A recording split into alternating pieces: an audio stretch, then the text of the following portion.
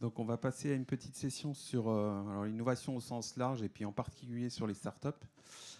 En introduction, on va vous redire un peu ce qu'on fait sur le volet innovation au MIAI, donc à travers le bureau innovation. Alors, il y a quelques collègues qui sont là, en particulier Sylvie, Philippe. Je ne sais pas si j'en ai repéré d'autres. Voilà, Philippe, c'est là.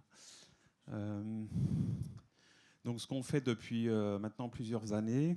Alors, voilà. Donc, je ne serai pas très long. C'est un peu un résumé de ce qu'on a fait des 4 piliers de notre activité sur l'innovation au sein du MIAI. Donc, il y a une grosse partie qui rejoint un peu ce qui vient d'être dit, certains messages qui viennent d'être dits sur le côté sensibilisation et dissémination, alors qui sont deux choses différentes. Hein. Sur la dissémination, il y a en particulier des sessions de webinaires, donc à peu près un par mois. Donc, le programme est pour l'instant prévu jusqu'en septembre, je crois, et puis on est en train de travailler sur la suite. C'est en particulier Philippe qui dirige ça avec Emeline. Il y a l'organisation, bien sûr, d'événements et puis la participation à des événements. Donc, on a cité là ici les rendez-vous Savoie 2024. Ce sont des rendez-vous avec des entreprises, parce que ça rejoint un des volets qu'on verra après, le Deep Tech Tour, etc. Il y a évidemment un gros travail sur le site web, et puis ça va continuer. Puis il y a les MIAI Meetings du jeudi, si vous ne connaissez pas. C'est aussi des endroits où, bien sûr, il y a des présentations scientifiques, des présentations d'entreprises, des présentations de start-up et autres.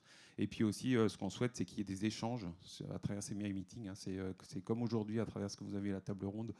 On souhaite tout le temps qu'il y ait des échanges avec les participants, quels qu'ils soient, y compris de la société civile, si j'ai envie de dire. Voilà. On a lancé il y a à peu près 1 an et demi maintenant un travail sur la détection. Alors ça, c'est un peu du jargon du domaine de l'innovation.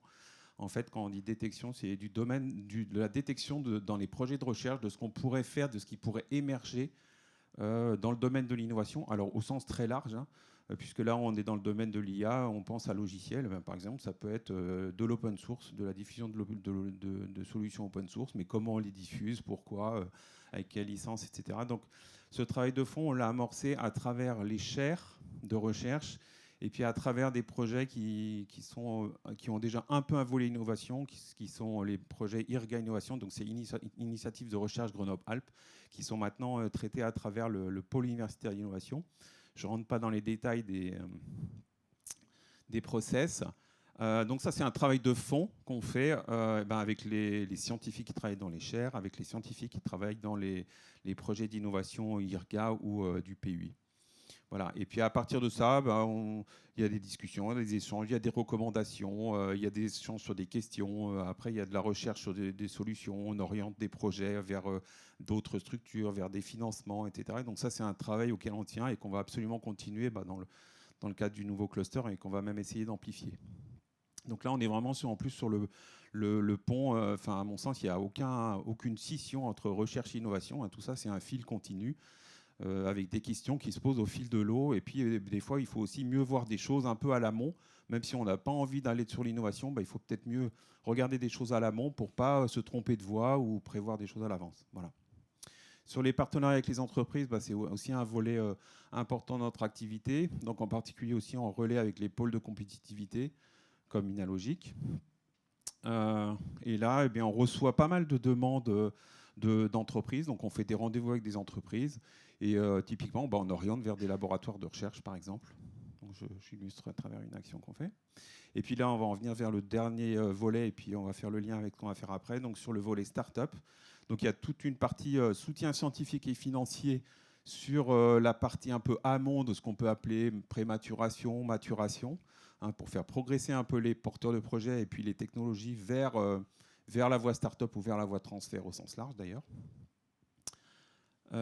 Bien sûr, on fait ça en lien avec les services de valorisation, d'innovation des différents instituts et puis aussi, surtout, les structures qui existent à Grenoble, en particulier la SAT, par exemple, aussi les INRIA Startup Studio, les différents types les différentes structures et instituts d'accompagnement pour les projets de start-up.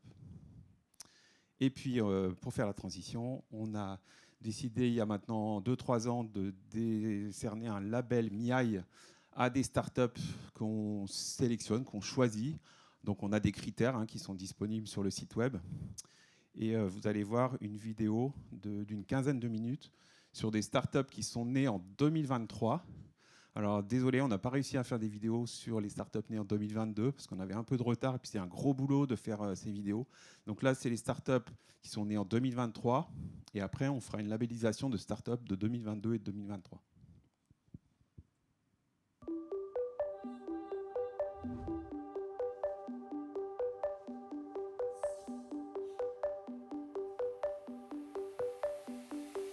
So at Automatica, we develop embodied intelligence software for robots, space understanding, autonomous movement, and also communication with humans. We created the company in 2023 as a spin-off from Lindia. So both myself and my co-founder were PhD researchers at INRIA. I used to work on robotics, control theory, and my co-founder was specialized in machine learning and physics-based simulation as well. So we created the company to focus on building AI for embodied agents in particular. Expedip, c'est une start-up issue du laboratoire d'informatique de Grenoble, le LIG. C'est une start-up issue d'un transfert de technologie.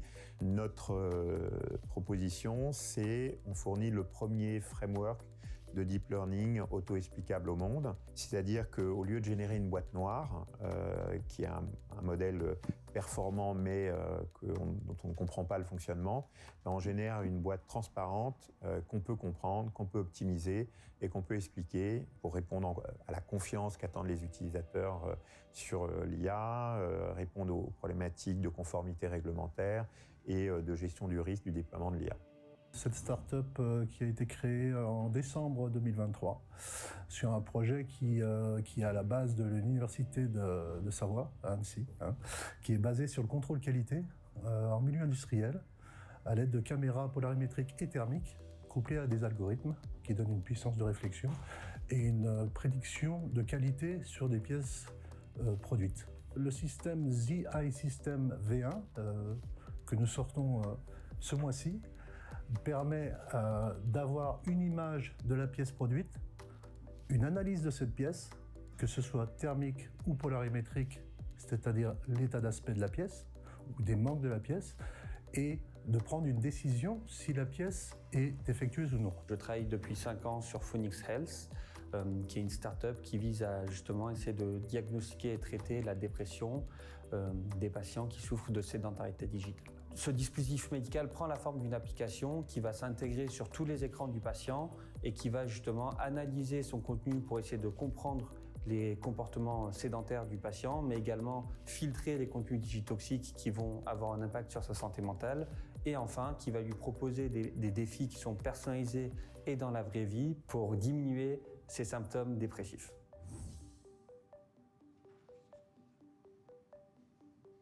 At the kickoff of the project, before the company creation, we were supported by INRIA Startup Studio, which was a great help for us because they supported the project and believed in the technology at an early stage. And then a year after we created the company, we still have a close collaboration with INRIA through their innovation office and also research collaboration with multiple teams in the institute, which is a great advantage for us. And then during our incubation year with the INRIA Startup Studio, we focused a lot of our effort on market research. We found a lot of interest for the technology from companies developing robots, the manufacturers as well. Donc c'est Linxium qui en fait a passé une annonce cherchant un CEO et j'ai répondu, mais je n'étais pas le seul et puis voilà. Et ensuite on a travaillé ensemble pendant un certain nombre de mois, en commençant par la préparation du concours iLab, donc qui est un gros morceau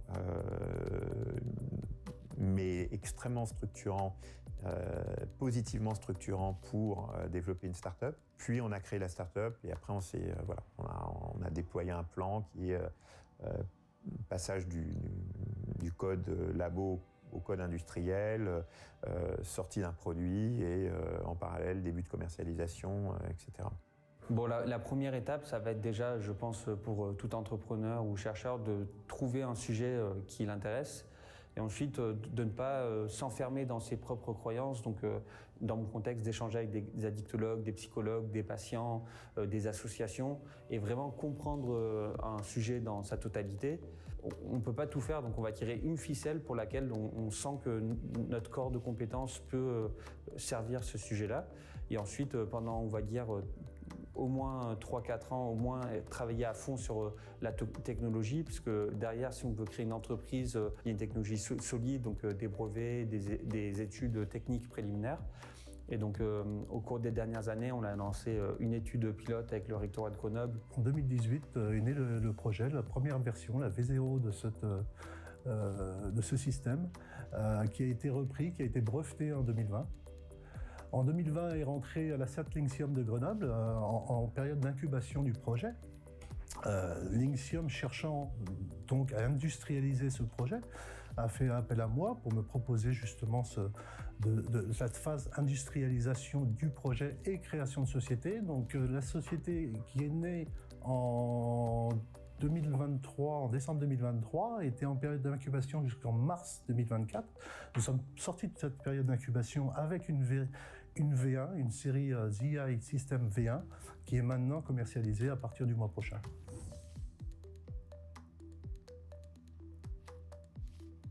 Le fait d'être à Grenoble, je trouve, présente plein d'avantages. D'abord, il y a un vrai écosystème avec, ça veut dire des gens qui se connaissent, qui sont habitués à travailler ensemble, qui se renvoient la balle les uns et les autres. Vous avez les banques commerciales sont impliquées, les labos, il y a une collaboration étroite entre UGA, Lynxium, UGA, Floralis, Floralis, Lynxium. Tout le monde se parle, tout le monde agit de concert. Et ça, c'est très, très, très appréciable. Voilà. Je trouve qu'il y a une dynamique qui est unique. Il faut savoir que là, sur l'usage problématique des écrans, on peut avoir une approche médicale, on peut avoir une approche psychologique, on peut avoir une approche économique avec certains laboratoires de marketing, par exemple. Donc, ce qui est riche à Grenoble, c'est que lorsqu'on veut travailler sur une problématique, on trouve souvent 2 ou 3 labos qui vont pouvoir travailler sur le même sujet, mais apporter justement des approches complémentaires. Et après, bon, je pense qu'il ne faut jamais non plus s'enfermer dans un écosystème. Donc, c'est aussi un tremplin après pour aller chercher justement les autres universités, les autres accompagnateurs à Paris, à Lyon, dans les grosses villes aussi françaises, parce que c'est important après aussi de diffuser la technologie et qu'elle ne reste pas à l'échelle de la région.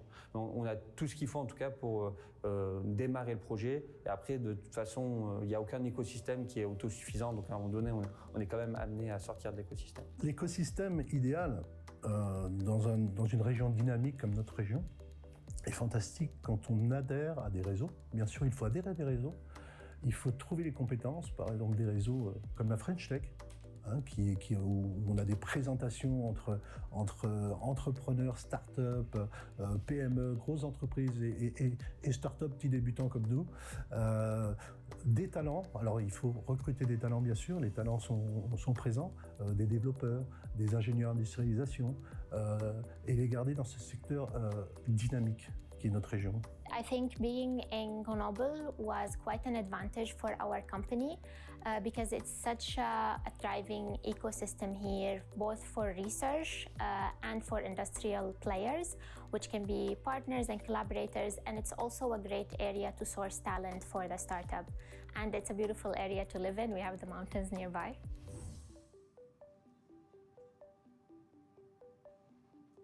Aujourd'hui, être dans l'IA n'est plus, à mon sens, une raison suffisante pour lever de l'argent. Si vous voulez, ce que cherchent maintenant les investisseurs, ce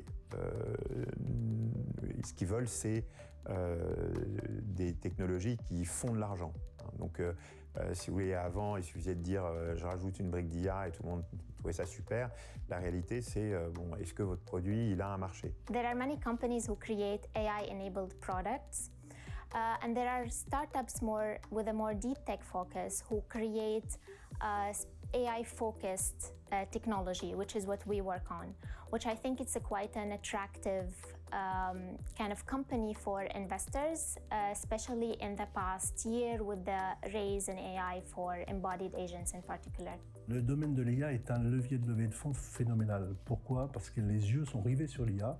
Le grand public a une perception de l'IA que nous n'avons pas, nous, en tant que professionnels, parce qu'on sait très bien que l'IA est porteur de solutions immédiates pour les industriels, pour la production? Aujourd'hui, l'IA, on peut en faire en 2 secondes.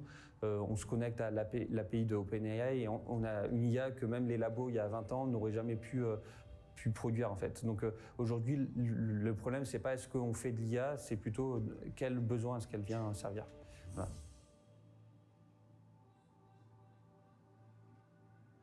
Public research played a big role in the creation of our company because actually most of the advancements in artificial intelligence comes from research that is done here in France, and a big contributor for that is the funding that comes to public research.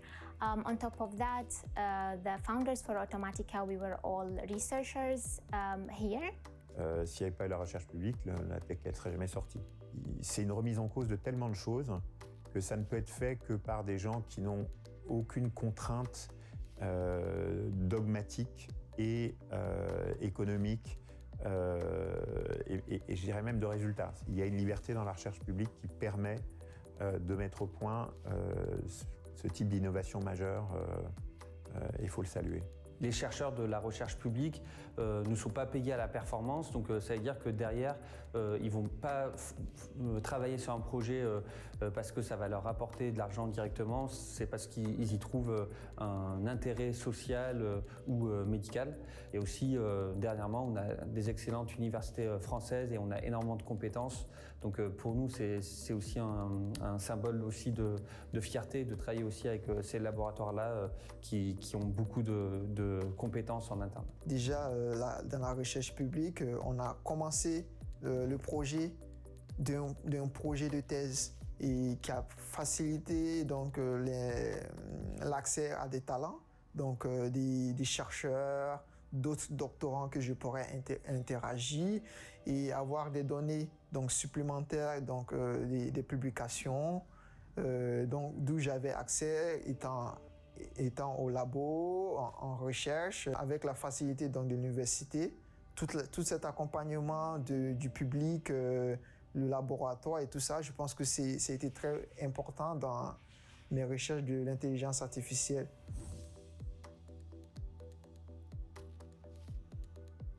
I think in the coming few years, the main focus in AI would be on embodied intelligence, which is, we always say, it's at the edge of artificial intelligence because it's where artificial intelligence gets in touch with the world. And this is where we meet a lot of new challenges that we don't encounter when working with digital agents like ChatGPT, because you have an agent that is also interacting with the world and being more reactive or even proactive in scenarios. On a la chance aujourd'hui d'avoir des outils qui vont être au chevet du patient, si je puis dire, c'est-à-dire l'accompagner dans son quotidien.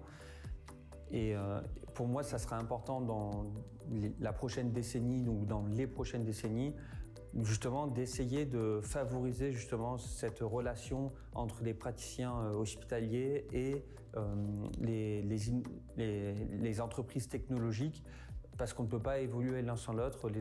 Les startups doivent comprendre comment fonctionne un accompagnement d'un patient, mais aussi le milieu médical doit aussi s'ouvrir aux innovations technologiques et comment est-ce qu'elles peuvent s'intégrer et justement améliorer l'accompagnement de ces patients-là. Je pense que dans un secteur industriel, qui est, on va le dire, resté un petit peu moyenâgeux aussi hein, sur certains aspects, on peut intégrer cette IA. Cette IA, dans l'industrie, est au balbutiement pour moi. C'est le début. Nous découvrons les possibilités de l'IA qui sont vastes, immenses, à quelles que soient les applications, quels que soient les secteurs. Donc dans tous les domaines de l'industrie, je parle, l'IA n'est pas assez présente et va le devenir de plus en plus. On lit que l'IA va tout, enfin sans arrêt, les gens qui vous prédisent la catastrophe, ça va mettre plein de gens au chômage, etc. Alors oui, il y a quelques fonctions qui sont impactées. Hein, quand vous êtes dans la traduction, voilà, ça démarre mal. Mais restons sereins. Hein. C'est la même chose que quand moi je suis arrivé en entreprise, on commençait à servir des micro-ordinateurs. Et tout le monde disait bientôt il y aura plus de secrétaire, il y aura plus de ceci, il y aura plus de cela. Les gens ils ont fait autre chose et voilà. Bon, ça va ouvrir d'autres métiers, ça va. Enfin, Voilà, il n'y a pas à avoir peur, au contraire, il faut embrasser. Et on a la chance, nous ici à Grenoble, d'être au cœur de la révolution.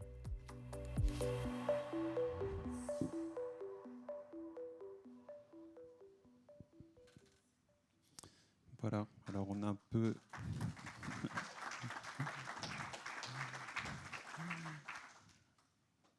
On aura l'occasion de les applaudir, parce qu'à travers la vidéo, on a déjà un peu dévoilé certains labels. Je vais déjà demander aux collègues du Bureau Innovation de nous rejoindre. Manel, j'ai eu Manel, Philippe, Sylvie, évidemment, je ne suis pas forcément repéré. Oui, je crois que... Emeline, je peux voter, tu es là, voilà. Puis Eric est là, mais Eric, il est partout, voilà. Voilà. Ouais, donc on va... je ne sais pas dans quel ordre elles sont, si reconnecte, voilà. Donc on va décerner les labels aux startups de 2023 pour commencer, je crois, de Reconnect. Je ne sais pas si... Voilà. Oui, alors Reconnect, c'est 2022, effectivement, pardon. Voilà. Donc, voilà. Donc bravo. Alors, Enhance Lab, c'est une start-up avec plaisir. C'est vite, c'est vrai que vous êtes nombreux. Ouais. Alors, vous restez là, on va être un peu tassé parce qu'on va essayer de faire une photo après. Mais vu la configuration de la salle, c'est un peu compliqué. Enhance Lab, donc ça c'est une start-up qui a émergé d'une équipe INRIA qui s'appelle Todd, qui est à Grenoble, et puis d'un chercheur qui est dans une équipe à Paris qui s'appelle Willow et qui travaille avec l'ENS Paris aussi. Donc Jean Ponce, Julien Méral, malheureusement, ils ne pouvaient pas être là aujourd'hui. Ensuite, on a Astris.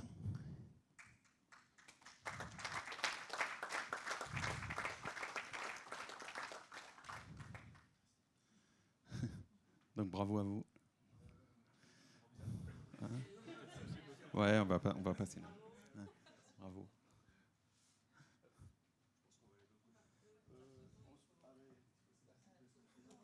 Nous, on va passer de l'autre côté.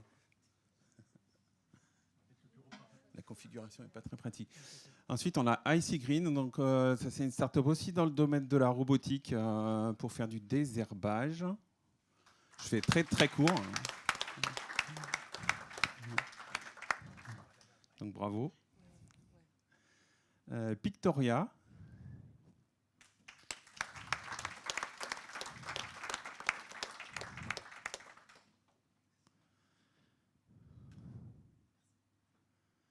Bravo. Et puis maintenant, on va passer aux startups les plus jeunes. Donc Automatica, j'ai vu Maria Captoul qui était là-bas. Voilà.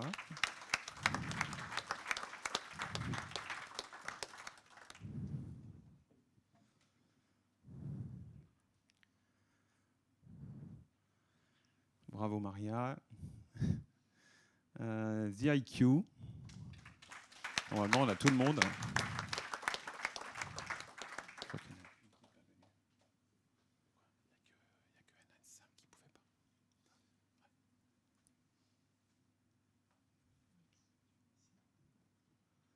Bravo à vous. Phoenix Health, on a vu. Bravo.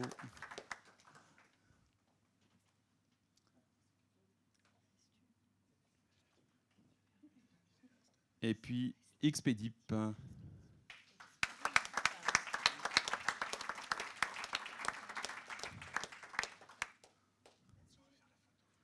Voilà. Je tiens aussi à remercier les collègues du Bureau Innovation qui sont là. Sylvie qui était là à la première heure, Manel après, Philippe, un collègue, Eric aussi, puis les autres collègues qui ne sont pas là aujourd'hui pour tout le travail qu'on réalise et qu'on va essayer de continuer. Et puis rendez-vous l'année prochaine, il y en aura sûrement des nouvelles. On aura.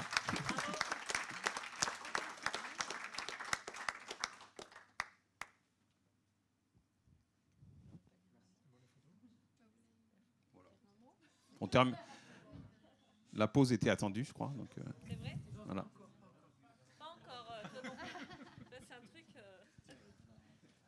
Innovation, des gros en pause. Avant la pause, nous avons un exposé Nous avons l'exposé d'Antoine Camus de Minalogic sur Minasmart.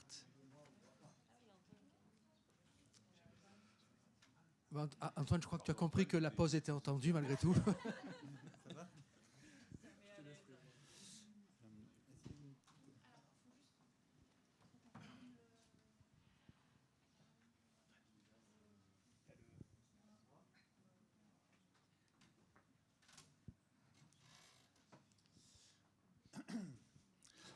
Je vous promets, je ne vais pas être long, la pause est là. Donc Antoine Camus, merci pour cette invitation. Je fais partie de Minalogic et je traite la partie cybersécurité au sein du pôle et j'ai la joie de piloter aussi le programme Minasmart. Minasmart, c'est un programme européen donc, qui a été largement diffusé partout en Europe. L'objectif de la Commission européenne a été de créer des hubs digitaux à destination des PME pour qu'elles puissent mieux appréhender les sujets globalement technologiques. En ce qui concerne Minasmart, c'est des sujets de cybersécurité et d'intelligence artificielle. Donc, il y a 152 pôles, enfin EDIH en Europe, 16 en France et à peu près un dans chaque région. Minasmart, c'est un consortium de 13 pôles et clusters. L'avantage et la beauté de cet exercice, c'est que vous avez des pôles numériques en haut, dont Minalogic. Et en dessous, vous avez aussi des labos, dont le CEA et l'INRIA. L'INRIA qui fait un énorme travail justement sur la partie académique et formation. Donc je les remercie, j'ai vu Christine là-bas. Et entre les deux, vous avez des pôles applicatifs. Et eux sont très intéressants parce que ce sont des gens qui sont au cœur des métiers des PME, des entreprises, mais qui sont justement un peu loin des technos. Et l'objectif, c'est de faire marier tous ces trois strates pour faire en sorte que ces techno, IA et cyber puissent être intégrés de façon très large. Je ne sais plus si le micro marche, oui.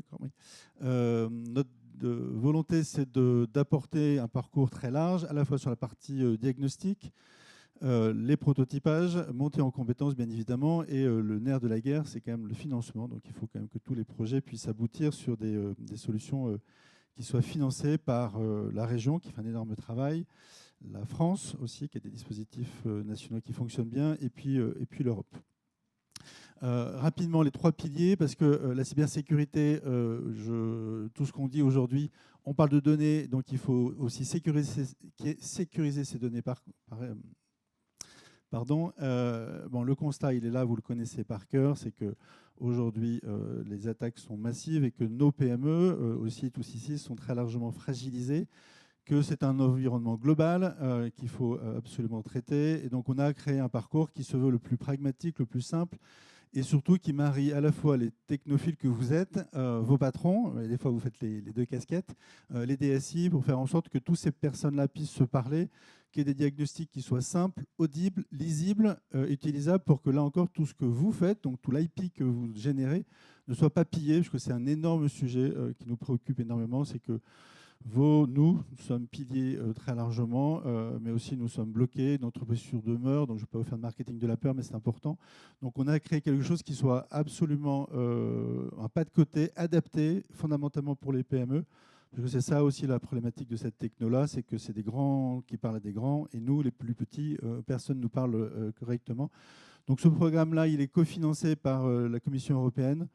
Voilà, je ne vais pas aller plus loin, mais c'est quelque chose qui fonctionne très bien. On a un certain nombre de startups que j'ai reconnues et qui est déjà en cours de parcours ici. Donc ça veut dire que les startups sont aussi très sensibles à ça, et bravo à elles. Donc on pourra en reparler, parce que évidemment, financer quelque chose qui demain est pillé n'a pas de sens. Deuxième volet, c'est la partie intelligence artificielle. Là encore, j'aime beaucoup la partie innovation et perspective, sauf que dans la réalité, les PME ne se l'approprient pas, ou pas assez vite. Donc on a un vrai déficit aujourd'hui d'application et d'intégration de sujets d'IA au sein des PME. Donc il est important qu'on puisse continuer à faire ce que l'on fait, donc ici évidemment, mais partout ailleurs, c'est de faire de l'acculturation, créer les conditions des bridges entre les académiques, les labos et les entreprises pour que ça devienne quelque chose de simple. Donc là encore, on a essayé de faire quelque chose qui soit audible pour permettre aux entreprises à la fois de comprendre ce que c'est qu'une problématique, comment elles permettent de formaliser la problématique, parce que l'IA, ça n'est pas très intelligent quelque part. Il faut déjà que je sache quelle est ma problématique, qu'on puisse embarquer les entreprises, les aider, les acculturer, faire des diagnostics, parce que IA, évidemment, veut donner de la donnée. La donnée, tout le monde n'en produit pas, ou de façon suffisamment caractérisée et propre.